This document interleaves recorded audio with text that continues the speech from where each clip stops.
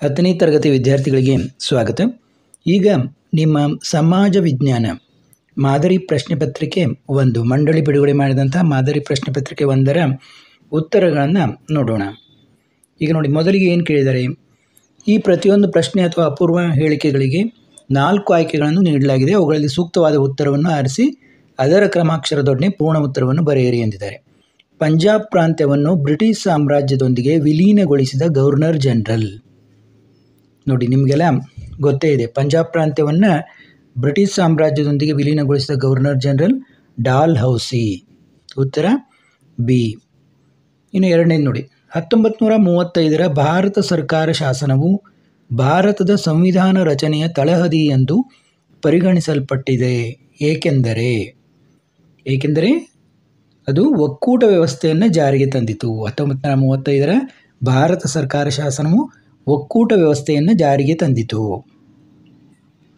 ಇಂದು ಭಾರತ ವಿಶ್ವದಲ್ಲಿ 5ನೇ ಬೃಹತ್ ಆರ್ಥಿಕ ಶಕ್ತಿಶಾಲಿ ದೇಶವಾಗಿ ಗುರುತಿಸಿಕೊಂಡಿರಲು ಕಾರಣವಾದ ಅಂಶ. ನೋಡಿ, ಬೃಹತ್ ಆರ್ಥಿಕ ಶಕ್ತಿಶಾಲಿ ಅಂತ ಎದರಿಂದ ಗುರುತಿಸಿಕೊಂಡಿದೆ?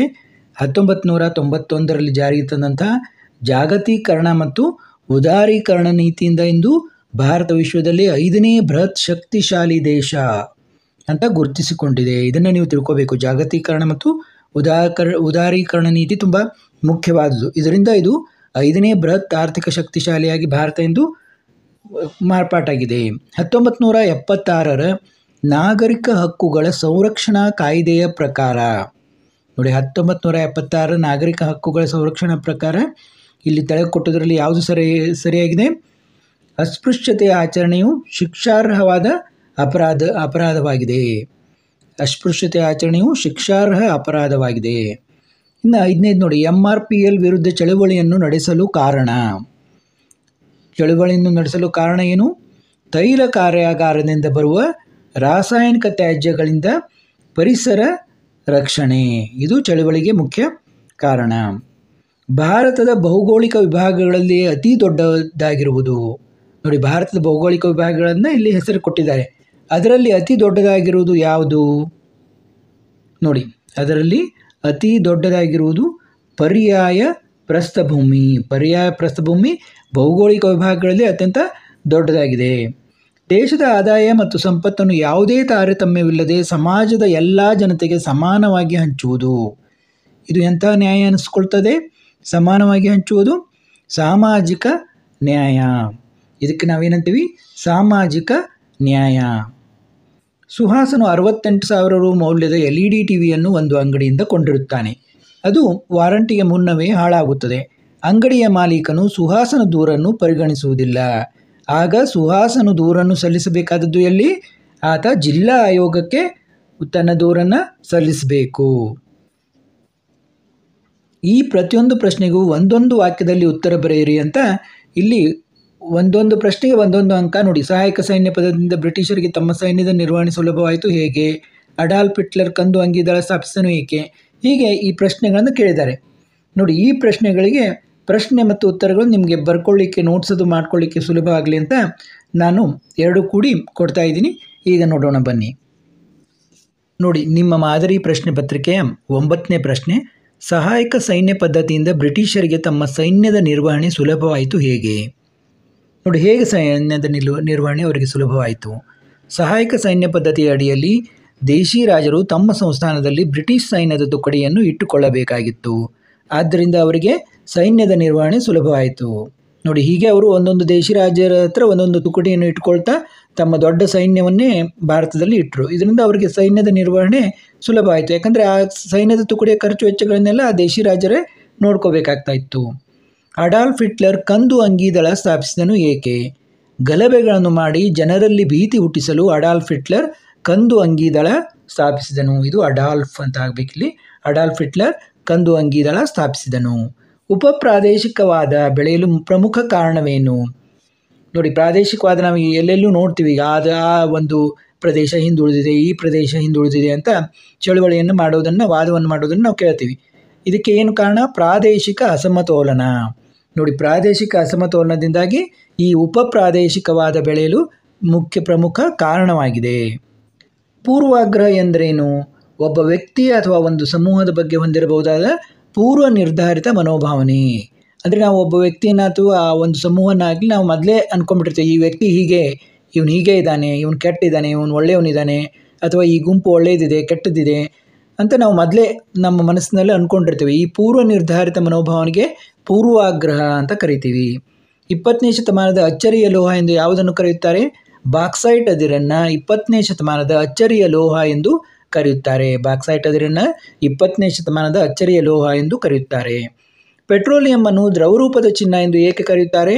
ಪೆಟ್ರೋಲಿಯಂ ಶಾಂತಿ ಹಾಗೂ ಯುದ್ಧ ಕಾಲಗಳೆರಡರಲ್ಲೂ ಅಮೂಲ್ಯವಾದದ್ದು, ಆದ್ದರಿಂದ ಇದನ್ನು ದ್ರವರೂಪದ ಚಿನ್ನ ಎಂದು ಕರೆಯುತ್ತಾರೆ. ನೋಡಿ, ಪೆಟ್ರೋಲಿಯಂ ಯಾವಾಗಾದರೂ ಬೇಕು ನಮಗೆ, ಅದು ಇವನು ಶಾಂತಿ ಕಾಲದಲ್ಲೂ ಬೇಕಾಗ್ತದೆ, ಯುದ್ಧ ಕಾಲದಲ್ಲೂ ಕೂಡ ಅದು ಬೇಕಾಗ್ತದೆ. ಆದ ಕಾರಣ ಇದನ್ನು ದ್ರವರೂಪದ ಚಿನ್ನ ಎಂದು ಕರೆಯುತ್ತಾರೆ.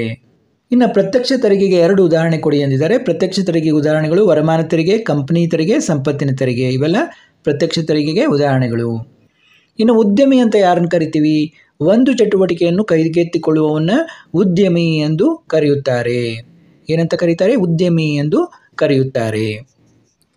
ಇನ್ನು ಮುಂದಿನ ನೋಡಿ, 3ನೇ ಭಾಗದಲ್ಲಿ ಈ ಪ್ರತಿಯೊಂದು ಪ್ರಶ್ನೆಗೂ 2 ರಿಂದ 4 ವಾಕ್ಯಗಳಲ್ಲಿ ಅಥವಾ ಅಂಶಗಳಲ್ಲಿ ಉತ್ತರಿಸಿರಿ ಅಂತ ಕೇಳಿದರೆ ಒಂದೊಂದಕ್ಕೆ 2 ಅಂಕ. ಕಾನೂನು ಮತ್ತು ಸುವ್ಯವಸ್ಥೆ ಕಾಪಾಡಲು ಕೇಂದ್ರ ಸರ್ಕಾರ ಹೊಂದಿರುವ ಸಶಸ್ತ್ರ ಸೈನಿಕ ಪಡೆಗಳನ್ನು ತಿಳಿಸಿ, ಅಥವಾ ಭಯೋತ್ಪಾದನೆಯ ಸವಾಲುಗಳನ್ನು ಎದುರಿಸಲು ಭಾರತ ಕೈಗೊಂಡಿರುವ ಕ್ರಮಗಳನ್ನು ತಿಳಿಸಿ. ನೋಡಿ, ಇವಕ್ಕೆ ಮುಂದೆ ನಾನು ಉತ್ತರಗಳನ್ನು ಹೇಳ್ತಾ ಹೋಗ್ತೀನಿ. ವರದಕ್ಷಿಣೆ ಪಿಡುಗಿನಿಂದಾಗುವ ದುಷ್ಪರಿಣಾಮಗಳಾವುವು, ಅಥವಾ ಬಾಲ ಕಾರ್ಮಿಕ ಪದ್ಧತಿಗೆ ಕಾರಣಗಳಾವುವು? 19ನೇ ಪ್ರಶ್ನೆ, ಶ್ರೀ ನಾರಾಯಣ ಗುರು ಧರ್ಮ ಪರಿಪಾಲನೆ ಯೋಗಂನ ಕೊಡುಗೆಗಳೇನು? 20ನೇದು, ಭಾಷಾವಾರು ಪ್ರಾಂತ್ಯವಾಗಿ ಆಂಧ್ರ ಪ್ರದೇಶ ರಚನೆಯು ಭಾರತ ಸರ್ಕಾರಕ್ಕೆ ಅನಿವಾರ್ಯವಾಯಿತು ಏಕೆ? ಅರಣ್ಯಗಳು ಮಾನವನ ಜೀವನದಲ್ಲಿ ಮಹತ್ತರ ಪಾತ್ರ ವಹಿಸುತ್ತವೆ, ವಿವರಿಸಿರಿ.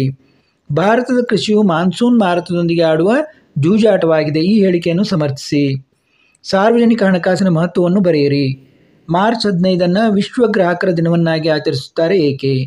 ಇನ್ನು ಈ ಪ್ರತಿಯೊಂದು ಪ್ರಶ್ನೆಗೂ 6 ವಾಕ್ಯಗಳಲ್ಲಿ ಅಥವಾ ಅಂಶಗಳಲ್ಲಿ ಉತ್ತರಿಸಿರಿ ಎಂದಿದ್ದಾರೆ. 4ನೇ ಭಾಗದಲ್ಲಿ ಸಾಮಾಜಿಕ ಸುಧಾರಣಾ ಚಳವಳಿ ಹಾಗೂ ಭಾರತ ಸ್ವಾತಂತ್ರ್ಯ ಹೋರಾಟದಲ್ಲಿ ಆನಿ ಬೆಸೆಂಟ್ ಅವರ ಪಾತ್ರವನ್ನು ವಿವರಿಸಿರಿ, ಅಥವಾ ಸ್ವಾತಂತ್ರ್ಯ ಹೋರಾಟದಲ್ಲಿ ಬಾಲಗಂಗಾಧರ ತಿಲಕರ ಪಾತ್ರವನ್ನು ವಿವರಿಸಿರಿ. ನೋಡಿ, ಆನಿ ಬೆಸೆಂಟ್ ಮತ್ತು ಬಾಲಗಂಗಾಧರ ಬಗ್ಗೆ ನೀವು ನೆನಪಿನಲ್ಲಿ ಇಟ್ಟುಕೊಳ್ಬೇಕಾದ್ದು ಅವಶ್ಯ. ಗ್ಲೋಬಲ್ ಪೊಸಿಷನ್ ಸಿಸ್ಟಮ್ GPS ಉಪಯೋಗಗಳೇನು, ಅಥವಾ ಚಂಡಮಾರುತದ ಪರಿಣಾಮಗಳೇನು ಅಂತ ಕೇಳಿದರೆ, ಭಾರತವು ಪಂಚವಾರ್ಷಿಕ ಯೋಜನೆಗಳ ಅವಧಿಯಲ್ಲಿ ಹೇಗೆ ಸರ್ವಾಂಗೀಣ ಅಭಿವೃದ್ಧಿ ಸಾಧಿಸಿತು ಎಂಬುದನ್ನು ಸಮರ್ಥಿಸಿರಿ, ಅಥವಾ ಗ್ರಾಮೀಣ ಅಭಿವೃದ್ಧಿಯಲ್ಲಿ ಪಂಚಾಯತ್ ರಾಜ್ ಸಂಸ್ಥೆಗಳ ಪಾತ್ರ ಬಹುಮುಖ್ಯ ಎಂಬುದನ್ನು ಸಮರ್ಥಿಸಿರಿ. ನೋಡಿ, ಎಲ್ಲದಕ್ಕೂ ಚಾಯ್ಸ್ ಇದೆ ಇಲ್ಲಿ. ಬ್ಯಾಂಕ್ ಖಾತೆ ಹೊಂದಿರುವುದು ಅನುಕೂಲಕರ ಹೇಗೆ, ಅಥವಾ ದೇಶದ ಅರ್ಥವ್ಯವಸ್ಥೆಯಲ್ಲಿ ಉದ್ಯಮಿಯು ಬಹುಮುಖ್ಯ ಪಾತ್ರ ವಹಿಸುತ್ತಾನೆ ಹೇಗೆ? ಕಾಯಂ ಜಮೀನ್ದಾರಿ ಪದ್ಧತಿ ಮತ್ತು ರೈತವಾರಿ ಪದ್ಧತಿಗಳ ನಡುವಿನ ವ್ಯತ್ಯಾಸಗಳನ್ನು ತಿಳಿಸಿ. ಪ್ಲಾಸಿ ಕದನವು ಬ್ರಿಟಿಷರಿಗೆ ಭಾರತದಲ್ಲಿ ತಮ್ಮ ಅಧಿಕಾರವನ್ನು ಸ್ಥಾಪಿಸಲು ಮೊದಲ ಹೆಜ್ಜೆಯಾಯಿತು, ಈ ಹೇಳಿಕೆಯನ್ನು ಸ್ಪಷ್ಟೀಕರಿಸಿ. ಲಿಂಗ ತಾರತಮ್ಯವನ್ನು ನಿವಾರಣೆ ಮಾಡಲು ಭಾರತ ಸರ್ಕಾರ ಅನೇಕ ಕ್ರಮಗಳನ್ನು ಕೈಗೊಂಡಿದೆ, ಈ ಹೇಳಿಕೆಯನ್ನು ಸಮರ್ಥಿಸಿ. ಸಂಘಟಿತ ವಲಯದ ಕೆಲಸಗಾರರು ಅಸಂಘಟಿತ ವಲಯದ ಕೆಲಸಗಾರರಿಗಿಂತ ಹೇಗೆ ಭಿನ್ನವಾಗಿದ್ದಾರೆ? ಮಣ್ಣಿನ ಸಂರಕ್ಷಣೆ ಅತ್ಯವಶ್ಯಕ ಏಕೆ? ಇನ್ನು 5ನೇದರಲ್ಲಿ ನೋಡಿ, ಈ ಪ್ರತಿಯೊಂದು ಪ್ರಶ್ನೆಗೂ 8 ವಾಕ್ಯಗಳಲ್ಲಿ ಅಥವಾ ಅಂಶಗಳಲ್ಲಿ ಉತ್ತರಿಸಿರಿ ಎಂದಿದ್ದಾರೆ. ಒಂದೊಂದಕ್ಕೆ 4 ಅಂಕ. ಭಾರತದ ಪ್ರಥಮ ಸ್ವಾತಂತ್ರ್ಯ ಸಂಗ್ರಾಮಕ್ಕೆ ಕಾರಣವಾದ ಆರ್ಥಿಕ ಮತ್ತು ಸೈನಿಕ ಕಾರಣಗಳನ್ನು ವಿವರಿಸಿರಿ, ಅಥವಾ 2ನೇ ಮಹಾಯುದ್ಧದ ಸಂದರ್ಭದಲ್ಲಿ ಬ್ರಿಟನ್ ಭಾರತ ಸಂಪನ್ಮೂಲಗಳನ್ನು ಹೇಗೆ ಬಳಸಿಕೊಂಡಿತು, ವಿವರಿಸಿರಿ. ಮಾದರಿ ಮೈಸೂರು ರಾಜ್ಯವನ್ನು ನಿರ್ಮಿಸುವಲ್ಲಿ ನಾಲ್ವಡಿ ಕೃಷ್ಣರಾಜ ಒಡೆಯರ್ ಕೊಡುಗೆಗಳನ್ನು ಬರೆಯಿರಿ. ವಿಶ್ವಸಂಸ್ಥೆಯ ಸಾಧನೆಗಳನ್ನು ಪಟ್ಟಿ ಮಾಡಿ. ಕೆಂಪು ಮಣ್ಣು ಕಪ್ಪು ಮಣ್ಣಿಗಿಂತ ಭಿನ್ನವಾಗಿದೆ ಹೇಗೆ? ಇನ್ನು ನಿಮಗೆ ನೀಡಿರುವ ಭಾರತ ನಕ್ಷೆಯಲ್ಲಿ ಕೆಳಗಿನವುಗಳಲ್ಲಿ ಯಾವುದಾದರೂ 5 ಗುರುತಿಸಿ ಅಂತ ಹೇಳಿದ್ದಾರೆ. ಲಾಲ್ ಬಹದ್ದೂರ್ ಶಾಸ್ತ್ರಿ ಜಲಾಶಯ, ಅಹಮದಾಬಾದ್ 82 ಡಿಗ್ರಿ 30 ಪೂರ್ವ ರೇಖಾಂಶ, ವಿಶಾಖಪಟ್ಟಣಂ ಭಾರತದ ಅತ್ಯಂತ ಹಳೆಯ ಬಂದರು. ಇವುಗಳನ್ನು ನಕ್ಷೆಯಲ್ಲಿ ಕೊಟ್ಟಿರುವಂಥ ನಕ್ಷೆಯಲ್ಲಿ ಗುರುತಿಸಲಿಕ್ಕೆ ಹೇಳಿದ್ದಾರೆ. ಮತ್ತು ನೋಡಿ, ಭಾರತ ಅತ್ಯಂತ ಹಳೆಯ ಬಂದರು ಬರ್ನ್ಪುರ್ ಮತ್ತು ಗುವಾಹಟಿ ಕೂಡ ಇವೆ. ಇನ್ನು ದೃಷ್ಟಿ ವಿಕಲಚೇತನ ವಿದ್ಯಾರ್ಥಿಗಳಿಗೆ ಒಂದು ಪರ್ಯಾಯ ಪ್ರಶ್ನೆಯನ್ನು ಕೊಡಲಾಗಿದೆ. ಇದು ಪೂರ್ಣ ಒಂದು ನಿಮ್ಮ ಸಮಾಜ ವಿಜ್ಞಾನದ ಪತ್ರಿಕೆ 1. ಈ ಉಳಿದ ಉತ್ತರಗಳನ್ನು ಮುಂದಿನ ವಿಡಿಯೋಗಳಲ್ಲಿ ನೋಡೋಣ. ನಮ್ಮ ಚಾನಲ್ಗೆ ಸಬ್ಸ್ಕ್ರೈಬ್ ಆಗದವರು ಆಗಿ, ನಿಮ್ಮ ಗೆಳೆಯರಿಗೆ ನಮ್ಮ ವಿಡಿಯೋಗಳನ್ನು ಶೇರ್ ಮಾಡಿ. ಮತ್ತೆ ಮುಂದಿನ ವಿಡಿಯೋದೊಂದಿಗೆ ಭೇಟಿಯಾಗೋಣ.